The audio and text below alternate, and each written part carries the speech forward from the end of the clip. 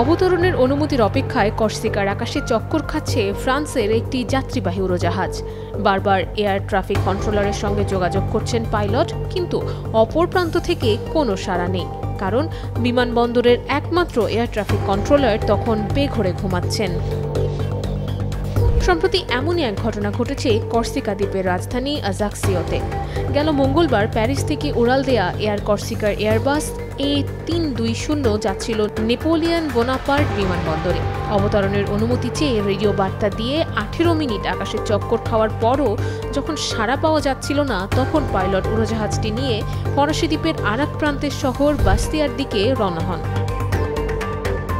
অবতরণের জন্য পাইলটরা কন্ট্রোল রুমের সঙ্গে যোগাযোগ করতে না পারায় তারা বিমানবন্দরের গ্রাউন্ড স্টাফ কন্ট্রোল টাওয়ারের কর্মীদের সঙ্গে যোগাযোগের চেষ্টা করেন, কিন্তু নিরাপত্তা ব্যবস্থার কারণে তাদেরও বেশ দেরি হয়ে যায়।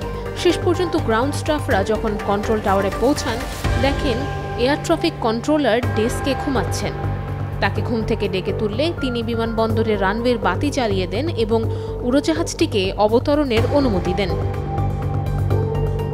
পরে কোনো অসুবিধা ছাড়াই উড়োজাহাজটি নিরাপদে অবতরণ করে। তবে ঠিক কী কারণে ট্রাফিক কন্ট্রোলার বেঘোরে ঘুমাচ্ছিলেন তা খুঁজে বের করতে একটি অভ্যন্তরীণ তদন্ত শুরু হয়েছে বলে জানিয়েছে ফ্রান্সের বেসামরিক বিমান পরিবহন কর্তৃপক্ষ।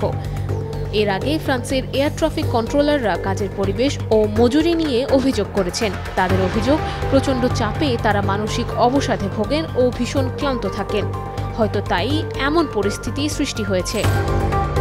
Nusrat Ananya, Daily Sun.